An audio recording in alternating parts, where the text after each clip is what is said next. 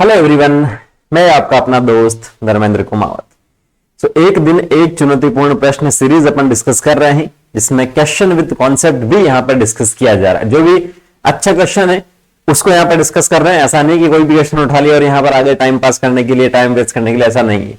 बहुत अच्छे अच्छे क्वेश्चन यहाँ पर डिस्कस किए जा रहे हैं, जिसमें अपन कर क्या रहे हैं, क्वेश्चन के साथ में उससे रिलेटेड जो भी कॉन्सेप्ट है, जो भी थ्योरी है, उसको ट्रिक के साथ में समझ रहे हैं, जिससे काम अपना आसान हो जाए। थ्योरी तो सभी पढ़ा रहे हैं, ठीक है। बहुत अच्छे से यहां पर एक्सप्लेन किया जाएगा, आप देखिएगा, आपको मजा आएगा। स्टार्ट अपन करते हैं बिना टाइम वेस्ट किए हुए क्वेश्चन विद कॉन्सेप्ट सीरीज को। इस सेशन क्लास में एक और क्वेश्चन आपको मिलेगा, उसका जवाब आपको कमेंट सेक्शन में कमेंट करके देना है, ठीक है। और अगर कॉन्सेप्ट समझ में आ जाए तब भी आप कमेंट सेक्शन में कमेंट करके बता सकते हैं। बाकी तो कुछ करने की जरूरत है नहीं, बोलूंगा नहीं मैं कुछ भी, ठीक है। तो एक दिन एक चुनौतीपूर्ण प्रश्न था, जो नेक्स्ट क्वेश्चन था, हिंदी और इंग्लिश दोनों में लिखा है, क्योंकि बहुत बार ऐसा हुआ है कि नीट में हिंदी वाले क्वेश्चन में कोई गलती है तो इंग्लिश वाले को सही माना गया, ठीक है। दिशात्मक चयन निम्न को प्रमुखता देता है। ऑप्शन ए लिखा है किसी लक्षण के दोनों चरम को, बी लिखा है किसी लक्षण का मध्यवर्ती रूप, सी लिखा है पर्यावरणीय अंतर, और डी लिखा है एक चरम रूप, अन्य चरम रूप पर और विशेषता के मध्यवर्ती रूपों पर, ठीक है। अब सबसे फर्स्ट इस क्वेश्चन को पढ़ते ही आपके दिमाग में ये आना चाहिए कि ये जो क्वेश्चन पूछा है कौन से टॉपिक से और कौन से चैप्टर से यहां से पूछा गया। एक टर्म लिखा दिशात्मक चयन, मतलब डायरेक्शनल सिलेक्शन की ये बात कर रहा है, ठीक है। और बात कर रहा है कुछ जो लक्षण है उसके बारे में, ठीक है। तो सिंपल सा ये जो क्वेश्चन है ये पूछा गया उद्विकास से।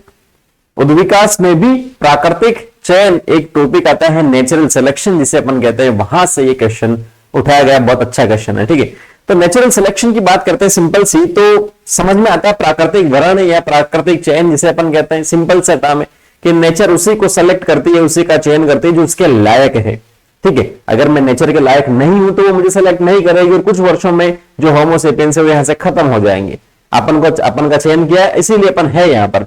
डायनासोर वगैरह वो विलुप्त हो गए, उनका चयन नहीं किया।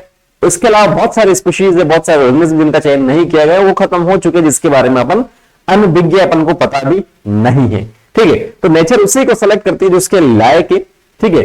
उसमें चेंजेस होते हैं नेचर के अकॉर्डिंग, वही क्या है प्राकृतिक वर्ण या नेचुरल सिलेक्शन जिसे अपन कहते हैं। अलग अलग साइंटिस्ट ने नेचुरल सिलेक्शन पे अलग अलग थ्योरी दी, वो अपन डिस्कस नहीं करेंगे। तो नेचुरल सिलेक्शन की बात करते हैं तो यहां पर कुछ 3 ग्राफ यहां पर पढ़ेंगे, जो फिनोटाइप या लक्षण प्रारूप जिसे अपन कहते हैं, उसके आधार पर नेचर किसको सिलेक्ट करे और किसको नहीं करे, इसको आप लोग समझिएगा। उसके बाद में एनसीईआरटी का जो चित्र है वो भी यहां से अपन डिस्कस करेंगे, ठीक है। तो ये सबसे फर्स्ट अगर अपन बात करें, थोड़ा सा मैं नीचे बताता हूं, इसको आपको आसानी से समझ में आ जाएगा, कोई दिक्कत वाली बात नहीं आएगी। ये आपके पास सिंपल सा कोई ग्राफ है जिसमें एक्स एक्सिस और वाई एक्सिस। वाई एक्सिस की बात करेंगे मेनली अपन, जो आपके पास ऑर्गेनिज्म है या जो जीव है उसके साथ में सिंपल सा क्या है, जीव का जो लक्षण प्रारूप है वो यहां पर है। जीव का क्या है, लक्षण प्रारूप यहां पर है, और ये जो जीव है वो कुछ इस टाइप से इसको शो करेगा। ये सिंपल सा मैं आपको बता रहा हूं, ठीक है। ये जो जीव है, जैसे ये मान लीजिए यहां पर ये मैंने लाइन बनाई, ये वाला जो रीजन है यहां पर, ये बीच वाले जो जीव है, मतलब एक तरह से उनको क्या किया, नेचर ने यहां पर सेलेक्ट किया है। इस वाले को क्या किया है, प्राकृतिक वर्ण अपन कह देंगे या प्राकृतिक चयन इसे अपन कहेंगे, प्राकृतिक वर्ण, क्योंकि नेचर ने इन जीवों को यहां पर क्या किया, सेलेक्ट किया है। और ये क्या है, मध्यम आकार वाले हैं, बीच वाले हैं। जैसे मान लीजिए मैं सिंपल से आपको समझाऊं, मैं हूं या होमो सेपियंस की बात कर रहे हैं, ठीक है। तो होमो सेपियंस जो है नॉर्मल अपन कहता है 37 डिग्री सी पे वो क्या करते हैं, अच्छे से सर्वाइव करते हैं। बॉडी टेम्परेचर ये होता है, तो प्रकृति ने उसको इसी टेम्परेचर पर सेलेक्ट किया। अगर मान लीजिए प्रकृति का टेम्परेचर होता है 90 डिग्री सी या -20 डिग्री सी, और मनुष्य कह रहा नहीं मैं तो 37 पे ही रहूंगा सब, तो क्या अपन उसके अकॉर्डिंग रह पाते, नहीं रह पाते। तो मध्यम आकार की यहां पर उसी की बात कर रहा है कि जो बीच वाला जो है आपके पास जो लक्षण प्रारूप है उसको क्या किया है, प्रकृति ने सेलेक्ट किया, ठीक है। उसको क्या किया, प्रकृति ने सेलेक्ट किया। आर्य में लक्षण प्रारूप किसी भी टाइप का हो सकता है। प्रारूप 2 प्रकार के होते हैं, एक लक्षण प्रारूप, एक जीन प्रारूप। जीन में जीन की बात करते हैं, डीएनए वगैरह की बात करते हैं, आनुवंशिकी की बात करते हैं। लक्षण में जो एक्शन में अपन को दिख रहा है, जिसे अपन महसूस कर पा रहे हैं, वो लक्षण प्रारूप है, सिंपल सा। तो ये आपके पास सिंपल सा क्या है, ये फर्स्ट पार्ट है, ठीक है। अब यहां पर नेचर अपना काम करेगी अलग अलग तरीके से, आ रही बात समझ। उसके बाद में ऑप्शन अपन देख लेंगे, नेचर क्या करेगी, अपना काम करेगी अलग अलग तरीके से। फर्स्ट की बात करते हैं यहां पर, तो फर्स्ट में आपके पास क्या हुआ, अगर ये जो मध्यम आकार आपको यहां पर बताया जा रहा है जिसको नेचर ने फेवर किया, मतलब उसको चुन रहा है वो, अगर सेम वैसी ही आपके पास कंडीशन है जिसमें नेचर उसी मध्यम वाले को ही फेवर कर रही है और उसी को क्या करेगी, सेलेक्ट यहां पर कर रही है, मतलब ये जो पीक है थोड़ा सा यहां से क्या हो जाएगा, ऊपर की ओर हो जाएगा ये वाला यहां पर, ठीक है, ये ऊपर की ओर यहां पर हो जाएगा। अब ये ऊपर की ओर होगा मतलब नेचर उसी को फेवर कर रही है, इस टाइप का जो आपके पास होता है उसे अपन कहते हैं स्थायीकरण या स्टेबलाइजिंग, मतलब उसी को क्या किया जा रहा है, स्टेबल किया जा रहा है, ठीक है, स्टेबलाइजिंग कहते हैं इंग्लिश में। स्थायीकरण मतलब जो पहले से है उसे ही, कोई बंदा है वो काम कर रहा है किसी सेट के, उसको काम अच्छा लगा तो उसे प्रमोट कर दिया और ऊपर लेके चले गए, तो स्थायी आपके पास है। तो इससे इसका पीक क्या रहा, ऊपर की ओर जा रहा है कि नेचर 37 डिग्री वाले को ही सिलेक्ट किया है और उसकी नेचर ने सिलेक्ट कर लिया तो उसकी पॉपुलेशन वहां पर बढ़ेगी, सब कुछ उसके अकॉर्डिंग यहां पर होगा। ऐसे बहुत सारे एग्जाम्पल है, ठीक है।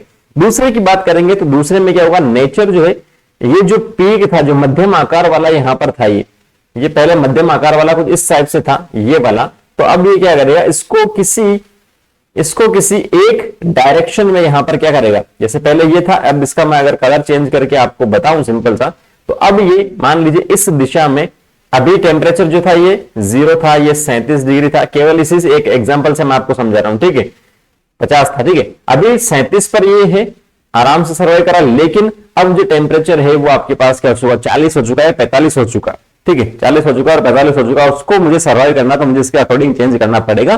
तो ये जो आपके पास है किसी एक दिशा में अगर ये ग्राफ अगर शिफ्ट होता है, इस दिशा में अभी ये हो रहा हो सकता है उल्टी में भी चला जाए, किसी में भी हो सकता हो, तो उस टाइप के अपन को क्या कहेंगे, उस टाइप को अपन कहेंगे दिशात्मक या डायरेक्शनल, इंग्लिश में उसे अपन कहते हैं।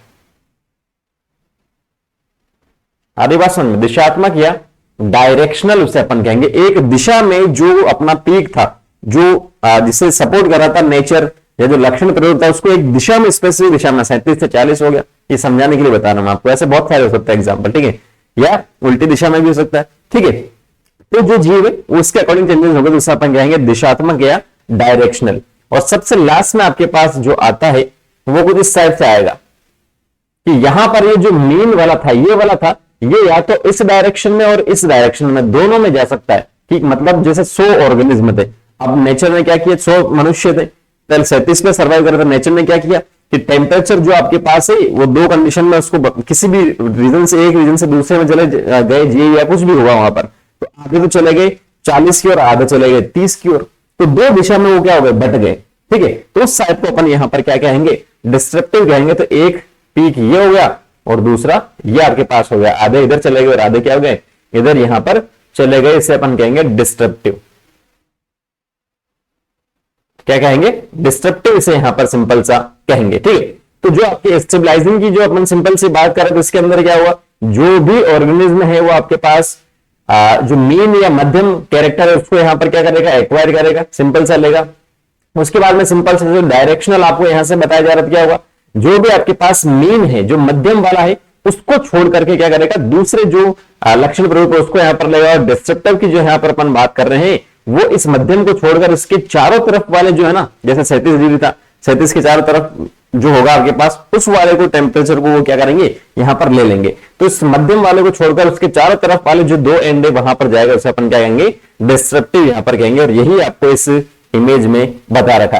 पहला आप देखेंगे ए जो आपके पास लिखा है वो स्थायी कारक लिखा है सिंपल सा, तो ये आपके पास फिनोटाइप वाले व्यक्तियों की संख्या है जिसने क्या किया, प्राकृतिक वर्ण से इसको पसंद किया गया है, ठीक है। उसके बाद में पहले में क्या हो रहा, ये जो शिखर था ये उसी दिशा में ऊपर की ओर जा रहा है, तो स्थायी वहां पर हो रहे हैं, वो प्रमोशन उनका हो रहा है। दूसरे में लिखा है कि ये जो शिखर है वो एक दिशा में, इस दिशा में जा रहे हैं, यहां पर देखेंगे आप एरो भी है, तो वो दिशात्मक हो गया। तीसरे में दो शिखर हो गए अलग अलग दिशा में, यहां पर वो जा रहे हैं, तो वो आपके पास क्या हो गया, विदारक या डिस्ट्रप्टिव जिसे अपन कहते हैं वो सिंपल सा हो गया। अरे बात समझ, डिस्ट्रप्टिव यहां पर सिंपल सा हो गया। तो इस क्वेश्चन की अगर अपन बात करेंगे यहां पर, तो आप ये क्वेश्चन देखेंगे तो इसका आंसर आपको मिल जाएगा। दिशात्मक चेन इनको दर्शाता किसी लक्षण के दोनों चरम दोनों नहीं है, तो ये आंसर आपका क्या जाएगा, गलत हो जाएगा। उसके बाद में लिखा मध्यवर्ती रूप, तो ये भी नहीं है, ठीक है। मध्यवर्ती रूप का एक दिशा की बात करेंगे। तीसरा लिखा पर्यावरणीय अंतर, तो ये भी नहीं होगा। चौथा जो लिखा एक चरम रूप जो है अन्य चरम रूप पर, पहले ये जो चरम रूप था उसके बाद में एक दिशा में चला गया, तो पहले से अन्य चरम रूप पर गया। और विशेषता के मध्यवर्ती रूपों पर, जो मध्यवर्ती का मतलब जो अपन ने बात की थी ना, ये वाला ये जो मध्यम, ये कहां गया, ये मध्यमवर्ती जो था यहां पर, इसमें देख सकते हैं आप ही, ठीक है। तो इसका जो करेक्ट आंसर यहां पर हो जाएगा वो अपने पास कौन सा हो जाएगा, ऑप्शन नंबर डी यहां पर इसका करेक्ट आंसर हो जाएगा। क्लियर है, तीनों आपको समझ में आए, दिशात्मक या स्थायी कारक या जो विदारक था वो आपको समझ में आ गया होगा। नेक्स्ट सेशन के लिए जो क्वेश्चन है वो कुछ इस टाइप से, आमाशय के संबंध में निम्नलिखित में से कौन सा सत्य है। ए लिखा वक्ष गुहा के ऊपरी बाएं भाग में स्थित होता है। बी लिखा केवल 3 प्रमुख भाग होते हैं, जठरागम, फंडस और जठर निर्गमी। तीसरा लिखा है मुख्य मध्य भाग जठरागम होता है। और चौथा लिखा है जठर निर्गमी शुद्रांत के पहले भाग में खुलता है। ठीक है, वैसे समझ में आ गया होगा, आमाशय मतलब पाचन तंत्र से प्रश्न पूछ रहा है, काफी अच्छा क्वेश्चन है। हिंदी और इंग्लिश के एनसीईआरटी में इसमें कुछ गलती है वो भी मैं यहां पर आपको बता दूंगा, नेक्स्ट सेशन में जब मिलेंगे तब। अगर जवाब आता है तो कमेंट सेक्शन में कमेंट करके बताइएगा। मिलता है नेक्स्ट सेशन में। और किसी भी टाइप का आपको डाउट है तो आप कमेंट सेक्शन में कमेंट कर सकते हैं, सब्जेक्ट से रिलेटेड या अन्य कुछ पढ़ाई में दिक्कत है तो। डाउट की पिक्चर आपको भेजनी है तो यूट्यूब के कमेंट सेक्शन में नहीं कर सकते तो आप राइजन कैरियर एकेडमी सर्च करेंगे इंस्टाग्राम, फेसबुक, यूट्यूब और टेलीग्राम पर, वहां आप मुझसे जुड़ सकते हैं। मिलता है नेक्स्ट सेशन में। Thank you, all the very best.